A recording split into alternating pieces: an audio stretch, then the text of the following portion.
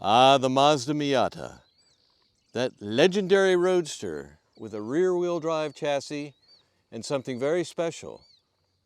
The special thing is Mazda's design philosophy. It's called Jinba Ita, which means horse and rider as one. So they want you to bond with the car the way the rider bonds with the horse. Can you do that with this car? Stay with us.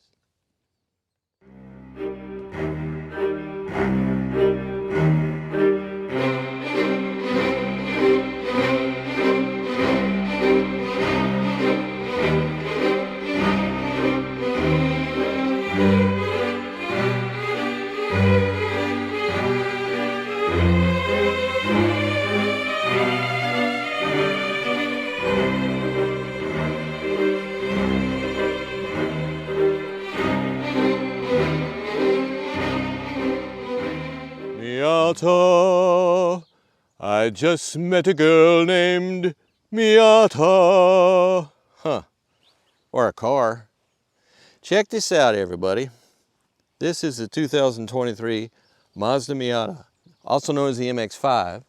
And this is the RF version, which means that yes, it's a convertible, but it has a hard top that folds really sprightly and neatly into the rear of the car. I'm quite fond of this version because it does kind of give you best of both worlds. You have all the convertible fun you want and then some, and then you also have a car that you can drive in the wintertime if you live somewhere where it's really cold, and you have a nice warm cockpit thanks to the hardtop roof. That is kind of amazing, and I'll show it to you. It deploys and folds in like 3 or 4 seconds. It's really fast. They've done a wonderful engineering job with it. So what about the car? Well, I'd say that the Miata has remained largely unchanged, and in a lot of ways it has. The basic design of the car is the same. It's a rear-wheel drive chassis, and you can get it with a manual or an automatic transmission, and it has a stout little 4-cylinder engine. This one's normally aspirated, God bless it. And it's an incredibly small, light car. In this case, the wheelbase is only 98 inches. Less than 100 inches. That's pretty tight. But that's perfect for a lightweight car like this, which weighs about 2,500 pounds, somewhere in that neighborhood.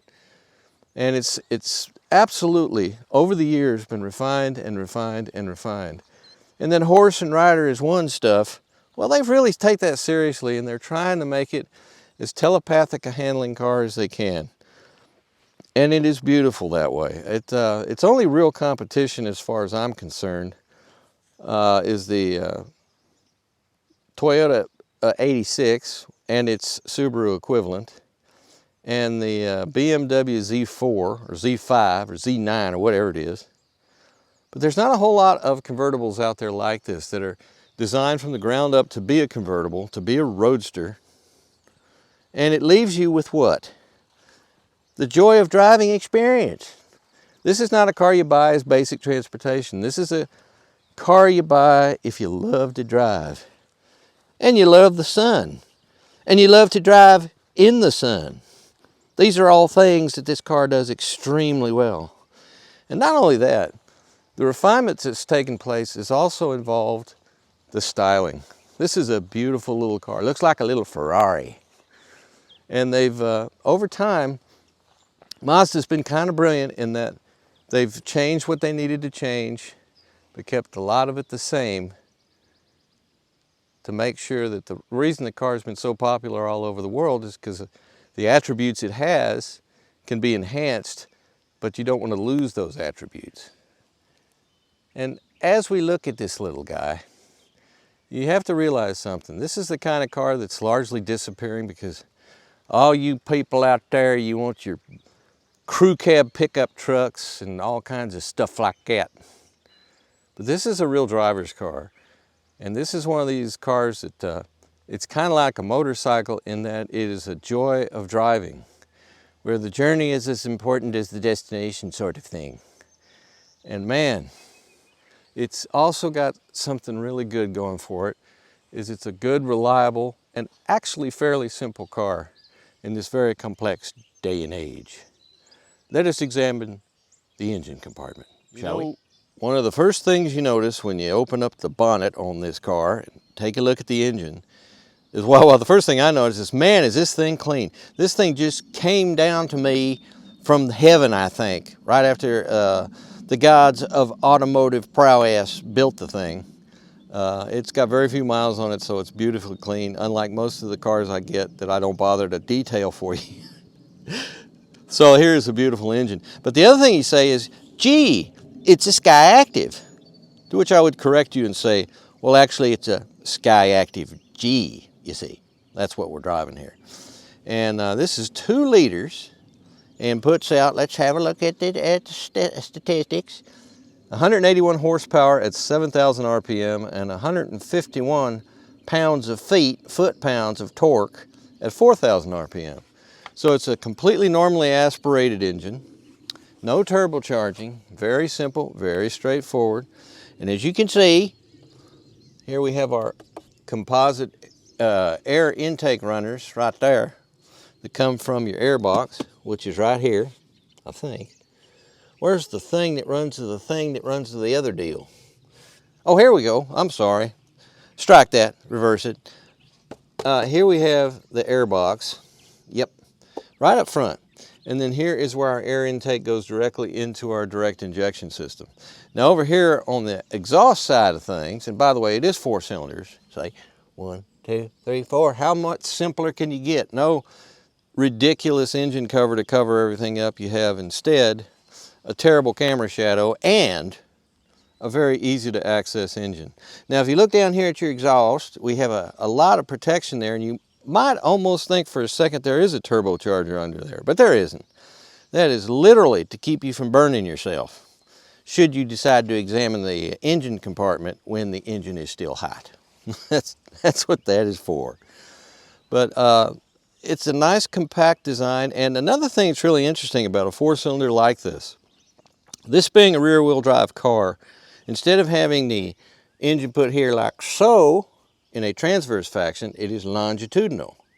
So it goes straight on back to the tires. The drive shaft comes straight out of the back of the transmission bolts straight onto the engine. It's all in one single line, and it's as simple and elegant as a design can be. And it's one of the reasons I think that it feels like such a nice, tight package when you're driving it, because everything is it's all traditional. It's the way it was designed and raced. And millions of these things have been raced all over the world. I mean, it's something that somebody can work on and soup up and do all kinds of great stuff with. And look at the little battery. It's a very small battery, and it has a very nice koozie around it. And you know how I feel about them koozies. I love those battery koozies. But there you go, a very, very simple, straightforward drivetrain. In this case, we do have the wonderful 6-speed manual transmission. I can't even imagine this thing with an automatic. But if you like an automatic, you can get one. I mean, that's not a problem. But if you really want to enjoy the drivability, get the 6-speed manual. Trust me on this. It fits this car like a glove, as do most people that fit in it. It's a very snug cockpit, which we'll get to in just a moment. You shall note, we have a 17-inch wheel, which is pretty big on this little car, but it actually fits pretty nicely, I think. And these beautiful wheels. But more impressive than all that is the size of these brakes. These are nice, big, stout rotors and calipers to stop this. Like I said, it's actually 2,442 pounds or something like that, but it's, for all intents and purposes, 2,500-pound car, so it's fairly light. But you still get excellent brakes, substantial brakes that make you happy when you need to stop, that is. And then we come around the back. Now, this is not a perfect vehicle, as no vehicle is, but one of the drawbacks of a little roadster like this is the trunk. Now, this is, they tell me, this is about 4.8 cubic feet in here. Is it usable? Yeah, it actually is, because they've put this little well down in here to increase space, usable space, and it goes out to the sides pretty good. And right in front of that, right there, whee! That is your tire motility kit at the ready, should you need a repair to your tire. But there is no spare, which actually comes as a surprise to nobody, really. Because where would they put it? You know, it's such a small car. But the opening is decent. I mean, I couldn't get one of my full-size suitcases in this car. So this is kind of a duffel bag arrangement. If you're going to go on an overnighter somewhere with your beloved, you should probably use duffel bags or something like that. That way you can take as much stuff as you want with you. And just pack it all in there and off you go. There's a little storage in the cabin too, which I will show you later. And I just love the lines on this car. It is such a great looking car. And the thing that's really fun, which I'm going to show you next, is how great this top works. So let's have a look at that, shall we? It's just too cool.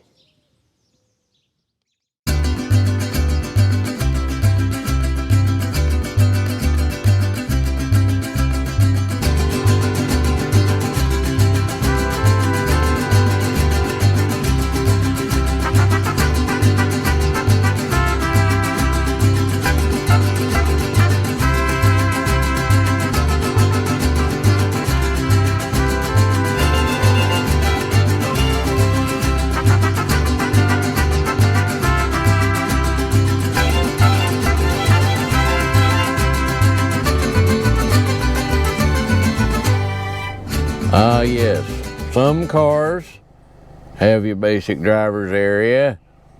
This is what we call a cockpit. So what we have in front of us is the instrument cluster of our Miata, and this is what I like to see. Beautiful classic analog instrumentation supplemented with a nice little computer screen that's flickering just a little bit, this guy right over here. But in the middle you have a nice, big, huge, easily read, even in the heat of battle, tachometer. And then on your right we have your speedometer, and to the left we have a sort of a rudimentary trip computer, but you also have some analog gauges up here, including the engine temperature. Oh, excuse me, engine temperature's over here, and I believe that's your blood pressure. Which I'm very healthy right now. I'm about 125. I think that's what that is anyway. But anyway, that's actually part of the temperature gauge. It's a nice, big, huge sweep temperature gauge. The blue section being when it's cold, and the red section being when it's hot, too hot. But anyway, below that we have our trip odometer, and then we have our standard odometer at the very bottom there on the lower right, which says 801 miles. This is a brand new car. That's why it's so clean on the engine compartment side. And it's 80 degrees. It's 80 degrees outside. That don't feel like 80 degrees. And I will need to be getting fuel soon. But this wonderful little thing right here, if I do this, you can go to your B trip meter. Then you have your service due in 6,000 miles, which is quite a ways away. And then we have right here, which is your navigational thing. It's not telling me where I'm looking. I don't know where I am, and I don't know what direction I'm going. And then back to our trip meter. So it's kind of a rudimentary sort of thing. And then below that, on this toggle switch here, right here, that I'm using with my thumb, that is used for your radio. In other words, if you have your preset channels in there, you can flick them back and forth, and the radio's turned off right now. So that is a beautiful, elegant, and entirely fitting classical instrument cluster for a classical style of Roadster. So it's exactly what you would expect. But you do have the fancy stuff too. You got your cruise control. In this case, it is not adaptive. It is regular standard cruise control. And then over here we have your phone access. If you want to have your phone in the car there and talk to somebody, you can do that. This is, I believe, both Apple CarPlay and Android Auto compatible to the best of my knowledge. There's not much else to this instrument cluster except if you'll see this quadrant here to the lower right, that is what gear you're in. I wonder what would happen if we do that. Nothing. I'll put the brake off. Nothing. It actually engages as you're driving to tell you when you need to shift, in case you're one of these people that needs to be told that, but almost everybody that's going to be driving this car doesn't need to be told that. But that's the way it is in the Roadster world, you know. They want to give you as much information as you may need. And that's also a Mazda thing. As part of the Jinbaita thing on a Horse-And-Rider-As-One, this is when the horse tells you which gear you should be in. That's pretty much what's happening with that. And we go down this lower left here, and we can turn off our cruise control for drifting fun. And this is our, when we have this is one of the things that can pretty much tell you right away what type of power steering system you have. This will just, if you start to stray from your lane, it'll beep at you. But there's no steering correction or anything that's done by the car. That implies to me that the steering on the car is actually mechanical in nature, because it's much harder to make a mechanical system, a pure mechanical system, i.e. hydraulics, that will provide the necessary steering control, as opposed to if it's an electrical power steering system, which is much, much easier to have cued so it can actually put you back in your lane, which I hate, by the way. The more I've been living with these for several years now, lane correction, lane centering, and everything else, I've decided I don't like any of them, because I don't like fighting the car ever. And I noticed on like Safety Sense 3 on the new Toyota Tacoma, they were talking about it'll resist you a little bit if you deviate from the, and I don't want it to resist me at all, because I'm capable of keeping the car in the lane because I'm actually paying attention. We seem to be devoting our time to inattentive drivers in such a way that you're basically, I understand the safety side of things and what you're trying to do, but you're also increasing their ability to be inattentive. So that's a tough one, two-edged sword. This car didn't have that problem because it's a Roadster and it's a classic and it's a Miata.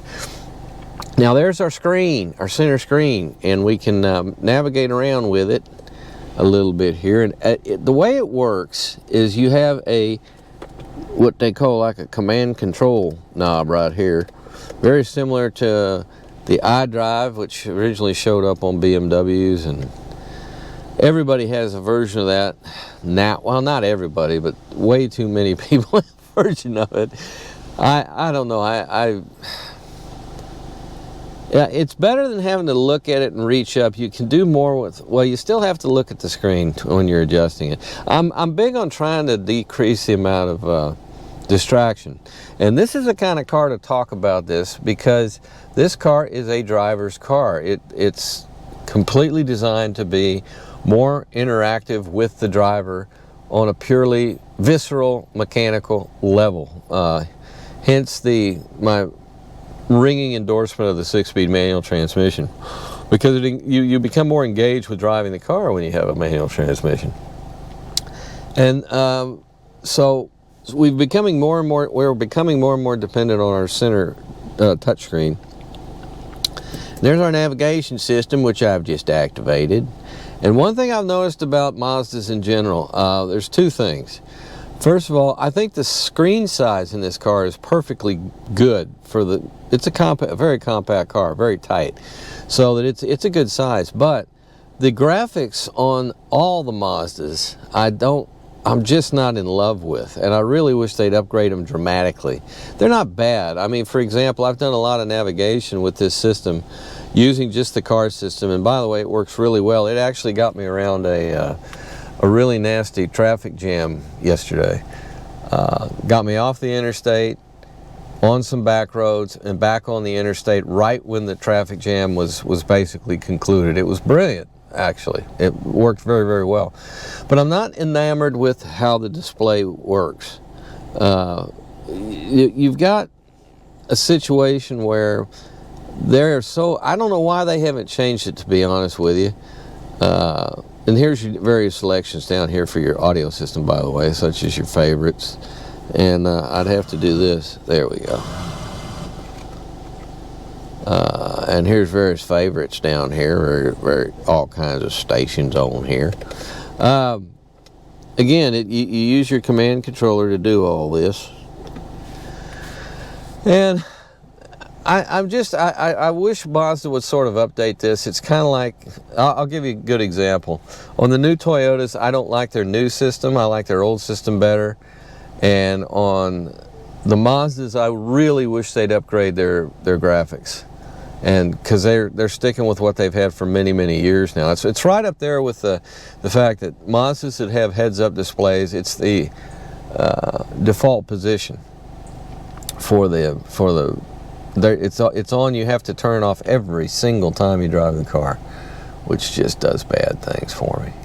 So now this is interesting. I just noticed something here. What happens if I push that? Ooh, temperature goes off, temperature goes on. Now why would you want to turn off your temperature gauge? You got any ideas on that? What the heck would you? Well, whatever. Just caught my eye. But anyway, Mazda, I'd love it if you'd come, and they will. I guarantee you in the next 2 years, they will come up with they will change the graphic interface side of their center touch screen, and it'll be more, it'll be great. They'll come up with something brilliant. Because everything else on this car is so well thought out that it just makes perfect sense. Now, as we migrate down, we have a semi-automatic. Actually, it is automatic. It's just dials. That you can pre-select your temperature that you want your climate control system to be on, and it's not on at all right now, but if I hit automatic, it turns on the air conditioner and I can feel nice cool rush. You know, it is 80 degrees outside. And then also the same thing here, automatic setting, so that it will select whichever part of the car it thinks the ventilation needs to be maximized at. So it's just like any other zone automatic system. It just uses rotary dials instead of like switches and that kind of thing, and digital readouts, because you're not seeing a lot of digital on this car, and it's because it's traditional, which I think is wonderful. Now as we go down here, now here's one of the magical things.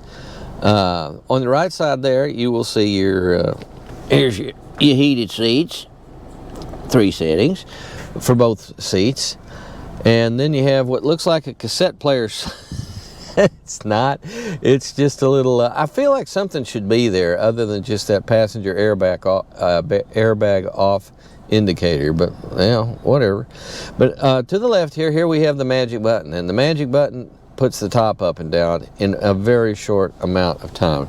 Right now the top is down, and let's go up. And look at the graphic over here, by the way. See, it's showing you what's going on. How about that? You see? Top is up. Top is down. It is a marvel. Oops, see, if you let go of it before it's done, it'll tell you. And there it goes, it's putting the top down. And there you are. And there it's lowering the final part. I love it. That's very cool. And it works beautifully. This, deployable, not deployable, what would you call it? I'll just call it a retractable hardtop. It works great. I mean, it's very fast, very easy, and it seems to seal very, very well. There's still a lot of, as you will see, there is a lot of interior noise, but it's not excessive. But it's certainly quieter than a soft top would be. And it also gives you a lot more protection from the elements, especially in the wintertime. So, brilliant. This is the model to get, folks. I know a lot of you traditionalists would prefer to have the soft top, but man, get the hard top. It's beautiful. Works great. So, as we go down south, you'll see here's our traditional, extremely well designed manual transmission shifter knob. that the ratios are great. Everything about it is perfect in my view. The clutch has a nice light feel. For reverse, you press down and do that, and look at there's your backup camera. But it's a very, very well thought out ergonomically, and they nailed it. It's as good as it gets. There's something else that's beautiful, blast from the past, a genuine mechanical handbrake for the rear wheels, so you can do, well, I'm not encouraging you to do what they call in England handbrake turns, but you can. There it is, right there. And here's our knob that I discussed earlier, and here's our volume control for our stereo system. Navigation button, home button, music button, your sound system. And go back to the previous page, and this will select your favorite channels that you put in yourself because they're your favorites. Now, what else do we have? Well, back forward, we have a couple of your wonderful USB, naturally they're not USB-C, they're USB-A type interfaces, and why not? And you also have a nice electrical for your 3.5 millimeter standard audio input from older things. And I think it's great that it's there because you might actually find yourself using it. Who knows? You might have an actual iPod. You remember those? They quit making them. Apple. I don't know why they did that either. But here's a tiny, tiny little area here for storing something. I'm not sure what. These are for coins. No question about that. They're coin shaped. I don't know anything else. Yeah, I want to yank on it, but there's nothing to yank on. Back here, here deployed right here and are removable are your cup holders, and they're in an incredibly awkward position, but you look around and you realize they didn't have any place else they could put it. I mean, they really didn't. So this area here is lockable, and there's some storage in there, and we got some things in there for your scale. There's your mask, and just below that you will find the owner's manual and things. I think that's the owner's manual. Yeah, it's down there. It's in a sub level, but there you go. And that's actually very convenient, that storage area. So, shall we go to the back seat? Can't. There ain't none. And I just like, I have to say something to you about this interior. Is I was dreading having to go down. I had to go on a trip down south, a couple 100 miles, and I just wasn't looking forward to it in this car because it's not a real roomy car. But as it turns out, I had to go down, come back, and then I had to, about an hour later, go down again and come back. So I put like 400 miles or something. Well, let's see, 334. I put about 334 miles on it. I never got uncomfortable. The seat comfort was excellent. These seats, by the way, are made out of, I believe this is leather. I'll put something at the bottom of the screen if I'm incorrect about that. It may be some kind of a synthetic. But anyway, I never had any problems whatsoever with comfort. I was very, very comfortable. The seats are very supportive. And with the entertainment of the stereo system, when I was just droning on the highway most of the time, was great. So the car actually makes a much better road car than I would have thought. The only problem you have is an incredible lack of storage space and a very, very small trunk. Now, you got to remember with the trunk, it's also housing the top when the top is folded in, but it really doesn't seem to, it's so well designed that it doesn't take up that much room when it doesn't matter. A lot of times with these things, when the trunk top is up, you have a lot more room in the back. It stays the same on this car, and it's acceptable. You can't get a big suitcase in there, but that's when you, as I mentioned, you can go to duffel bags at that point, or some other smaller, or just use smaller bags. And yeah, hell yeah, you can travel in it. It's not bad at all. So anyway, let's say one more thing to you. I still think if you're going to get a Roadster, if you get a hardtop Roadster, you're living right, because that's the way to go. And just sit there and marvel with me for a moment at the beauty of how all this works together. Okay? Oh, just so you know, on the passenger side of your best friend's ride, behind the passenger seat, we have this. Ha! And we have a little storage area. And I mean little, but it's, you know, you use what you can. You can get something about it. You could get some, oh, I don't know, maybe some biscuits or, I don't know, maybe a really, really small dog. You can fit back there, but there you go, and you pop it back in like, oh, yep. There we go. And there we go. It's right back there. I found that. I don't know why it's there, but I like it.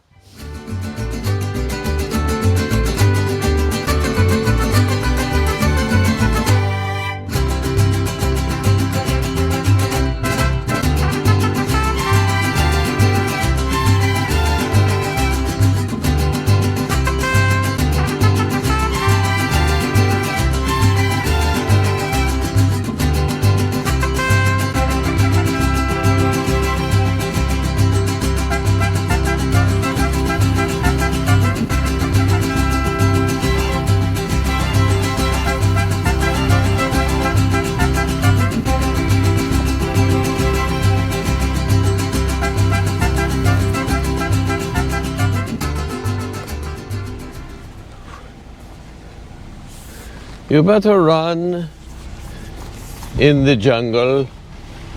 Wow, you know, we ain't got no top on this car. We're topless.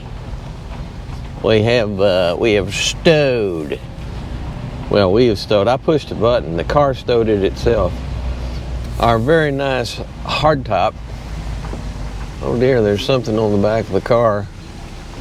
Can I reach back and get that? I think I can. Hang on. Hey, look at there. Look at there. It's a cleaning rag of sorts. Yeah. All right. And then we got that there. And the only bad thing about convertibles, well, there's a few shortcomings, of course. But when you're driving in the convertible mode, when you actually have, how am I going to do this? You know what? I'm going to back up. God. There we go.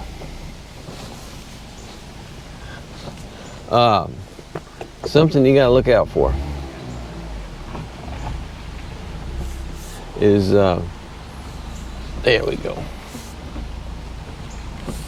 Anything you put in the car, in a convertible, is subject to getting blown out of the car. I've lost valuable paperwork when I've been driving in a convertible.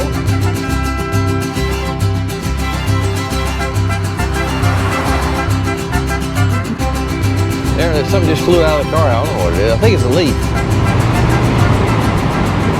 But you have to watch out for that. It's one of the things you need to be concerned with.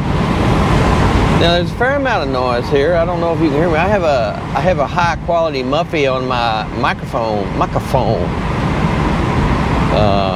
so that you can enjoy. Now what can I put on this thing? Do we have a navigation system on this thing? Yes, we do. I can't do that. You got to use this little knobby thingy, which is kind of in an awkward position. But you get used to it. I've never been, there's one thing about Mazdas in general that I don't like, and it's weird because it's right next to something that I do really like. I love their mechanical analog instrument layout because they have an excellent mechanical analog tachometer and speedometer, and then on the left side, that's all your trip computing. So all the wonderful trip computing things you can do. So, which makes it very state-of-the-art. And yet, you have this traditional here, and the best thing about it is they're just beautifully designed. They're elegant, they're clear, they're easy to read. They are the way you want to go. They're very impressive in that regard. And so, I think probably the thing that makes me most angry, though, is not the size. The screen size is, for this tiny car, is fine. But I don't like the graphic layout that Mazda's had forever on their center touch screens. It just doesn't work for me. I find it unattractive in that the big thing, one of the things I really don't like about a lot of modern Mazdas, and this one does not have it, is a heads-up display, also known as the, what's it called? Commander, I can't even remember the name of it right off the bat. This car doesn't have it, so it's not critical. But you have to turn it off if you don't like it, which I don't like heads-up displays. You have to turn it off every single time you start the car, or you're going to have to live with it. I don't approve of that. I find that counterproductive to my driving, and I get really annoyed about that. And I have queried Mazda about it, and they basically told me, no, you can't turn it off in a default position. It's on by default. So those two things, the graphics on this and the heads-up display, which is irrelevant to this vehicle. Otherwise, Mazda has so much going for it. And the Miata is such a special car because it's one of these great roadsters that has just been steadily refined over time. They've never screwed it up. If I recall, the Miata has always been, from day one, a rear drive proper roadster. And I think in the early days, I will contradict myself at the bottom of the screen if I am incorrect about this, but in the early days I think they had a live rear axle and coil springs for the rear suspension, but long ago, years ago now, they have changed that. What are you doing? What the hell? And they I hate them Teslas. They have gone with this fully independent rear suspension for a long time, and it works really, really well. It delivers a very smooth ride, but I don't think there's been anything approaching the most modest compromise of handling. By the way, you're almost going to get better handling always when you go from a live axle to an independent rear suspension, but not 100% always.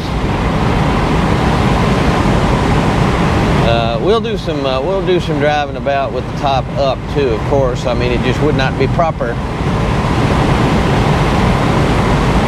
But I love driving this thing, and I'm going to be taking it on a trip tomorrow. Not a real long trip, just a couple of 100 miles, and I think I'll be able to adapt to it. From a pure comfort standpoint on the road, this is one step up from like a Honda Goldwing motorcycle. Now that may sound like I'm putting it down. I'm not. I'm just saying that it's not like jumping into, let's say, even a Mazda 3. It's a little more comfortable, because the whole convertible experience and the whole roadster experience has always been about experiencing all this here. And I've never been, personally, I've never wanted to own a convertible because I ride motorcycles all the time, and that's my convertible. That's my open air riding experience, driving experience. But that said, in the position I've been fortunate enough to be in the last 20-something years, I've gotten to drive a lot of convertibles, and they're fun to have. I mean, they are fun. And if you live somewhere, I'm trying to think the very first, I think it was a Mercedes CLK, one of the very first hardtop convertibles, which is really the best of both worlds, especially if you live like I do in the Northeast, where you do have winter. It seals up this cabin nice and tight. It is very weatherproof and quieter once the top is up. And it was there, and then now you have a few out there. There was the Volkswagen EOS. I don't know if that's still around. I hope it is. I like that car a lot. There's some Volvo, they used to. Are they still around? I don't know. And there are others out there, but that is the best of both worlds. I still miss, when it comes to convertibles, I still miss the Toyota MR2. Matter of fact, an associate of mine who is a employee with Toyota recently got themselves a absolutely pristine, been working for Toyota for a lot of years, absolutely got a pristine MR2 that was on the showroom of a dealership somewhere in America. It was basically new, if I recall. For various reasons, the car had never been sold or driven. It was perfect. And I remember that was one of the, MR2 was one of the best handling cars I ever driven. I drive it about. And I love the fact that it was such a simple car that and it's the same thing with the manual top on the MX here, the Miata. You just reach back with your arm and pull the top up. Click, click, click, you're done. You're in. And I love that. I think that's great fun. I think that's something we can all enjoy together. But as you can see, this car is, I think the 2-liter inline-4 is a perfect power plant for this car. It's got plenty of pep. It doesn't need more. More would be, you can do all kinds of things with it with more power, obviously. Make it into a drifter. Do all kinds of things. Whee! Excellent traction. Excellent balance. And this is years in the making. I mean, this is years and years of refining it. But the beauty of the situation is, it was a good car from the get-go. It's never a bad, the Miata was never a bad car. I know a lot of people called it a chick car. People that say stuff like that are just dumb. It's a person car, just like all these women that are driving in pickups. It's a person car, it's not a guy thing. And there you go.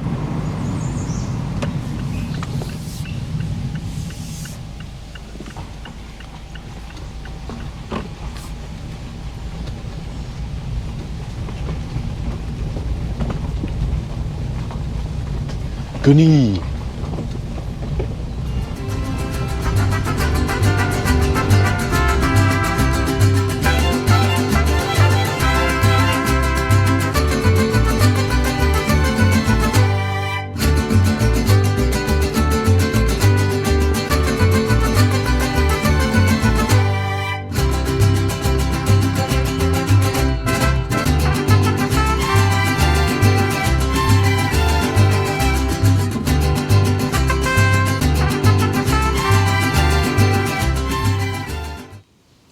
It's beautiful.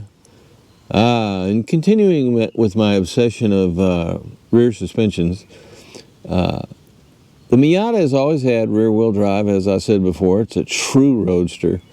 And it's always had a fully independent suspension. And over time, of course, it's been modified, it's been finessed, it's been a little slightly re-engineered here and there. But overall, it is a very, very simple yet complex looking suspension system. As you can see, it's a multi-link. We have, this thing here. We have all kinds of links. 1, 2, 3, and a very stout drive shaft, by the way, going into our differential right here. But as is usual with a vehicle that has a unibody construction system, you have the unibody itself, which looks like a frame but isn't. And you have a subframe structure, a cantilevered subframe situation that the rear suspension components are bolted to isolate it from the chassis and also provide additional rigidity.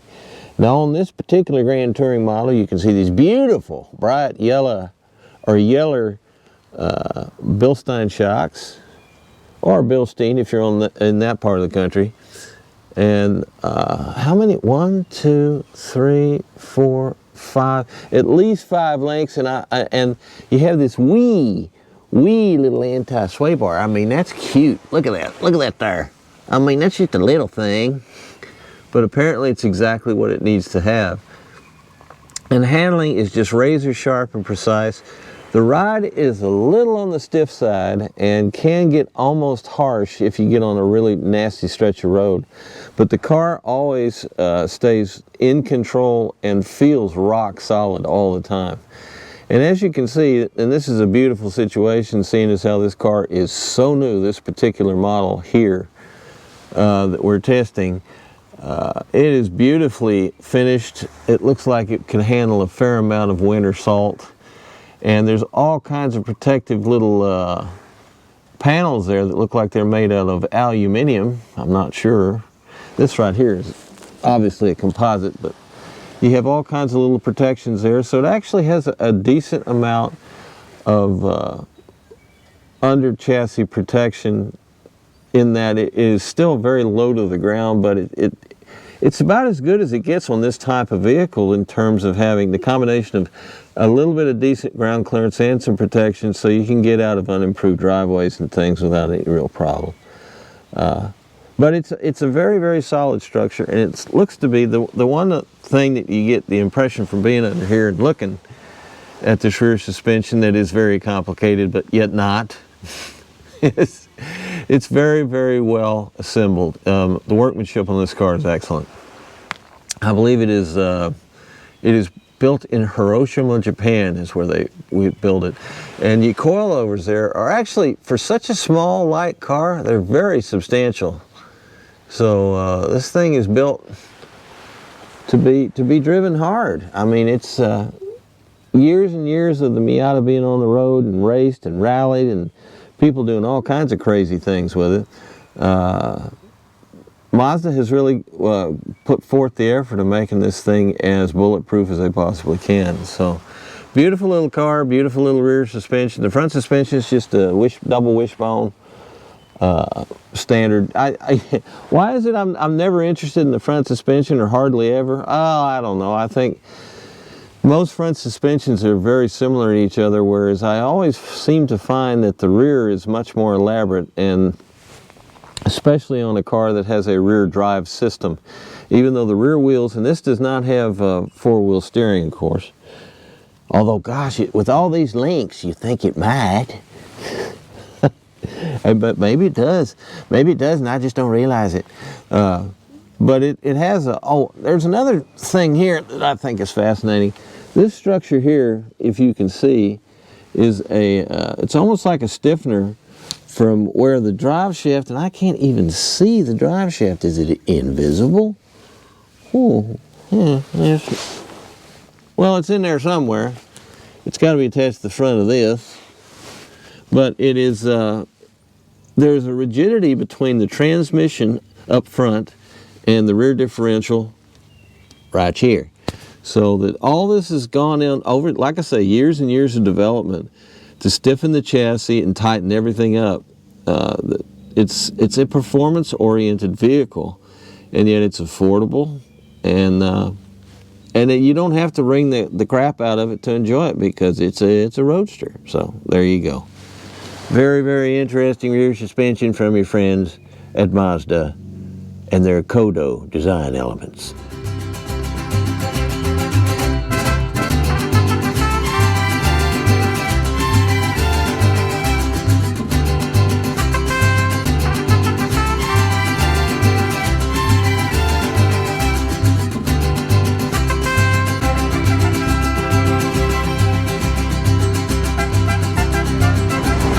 What we're doing right now is we're testing the volume and how loud it is. Right back here we got a little plastic guard that actually, excuse me, I can't talk again. It does weird things to the airflow, which generally quiets the interior of the car down a little bit and gets rid of some of the turbulence. One of the problems I always have with convertibles is I always seem to have something floating around in the car, like pieces of paper, valuable bonds, stock certificates, great mounds of cash, and anything you have in the car can very easily just disappear on you in a convertible, just like that. Even some stuff that is surprisingly heavy. And So that's one thing you gotta bear in mind whenever you travel in a convertible, is make sure everything is tucked away. There's not a lot of storage room in this car anywhere, but there is a little bin right behind there, which I think I've gone into. That's the go-to as far as putting. I got almost everything in there of value. So that's what we do. So we're now going at about 58, 59, coming up on 60 miles an hour.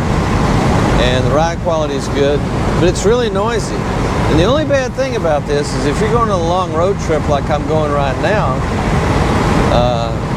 there's a fatigue factor.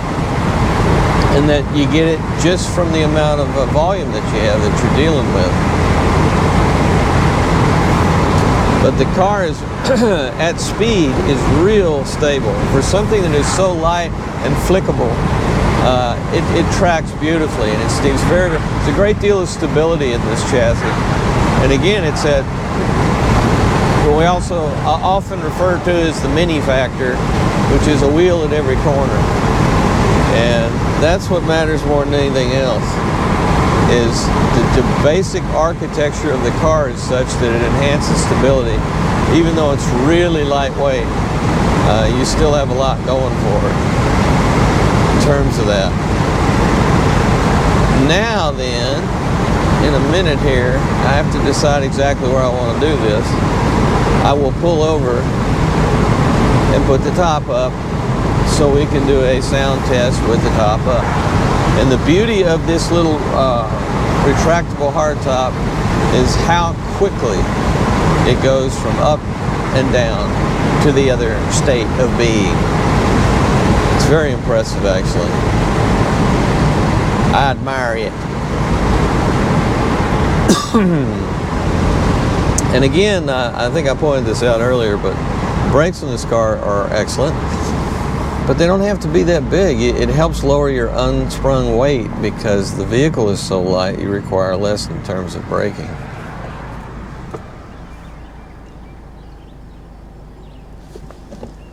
And that's what I like. That's what I like. What I don't like is sitting at lights like this. All right, now I'm gonna pull over right over here and put the top up.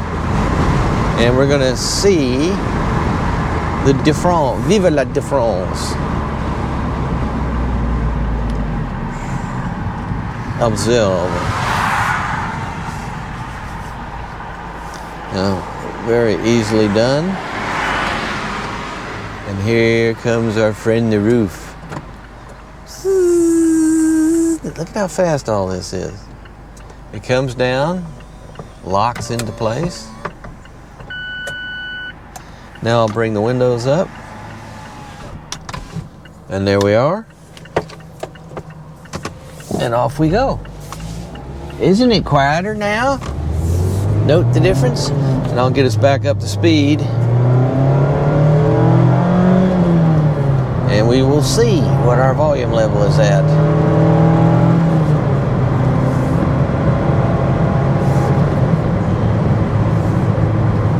See how much quieter it is?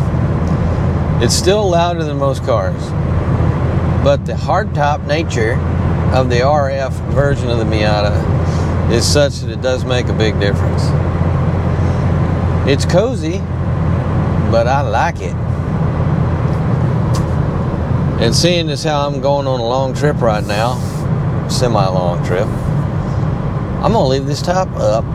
Even though it's a day that would be nice to have the top down, but just in the pure pursuit of keeping my fatigue level down from all the falderall. There's a great deal of falderall when you have the top down, and one must guard against all the falderall. Such a good gearbox, such great throws. It's very, very ergonomically excellent. Ratios are excellent. This is why I said before, this is the way you want this car. If you're going to buy one of these things, don't even think about getting the automatic, even though it's a nice, I'm sure it's great. Automatics have come so far. but you're not really experiencing the true Roadster experience unless you have the manual transmission. Wow, as if there's not enough to already really like about this car, how about the fact that it's quite affordable? Your 2023 Mazda MX-5 RF with the Grand Touring package, which is the trim level, with tax, title, license, and everything else, is $37,210. Now that is a bargain for all that stuff, because it's quite loaded. So anyway, as we go on our way with the classical mariachi stylings of Jimena Contreras, I want to say thank you for watching. Go buy one of these Miatas before they're gone someday, because they're such great roadsters at such a great price. And get the hardtop, because it works better in the winter. Bye-bye.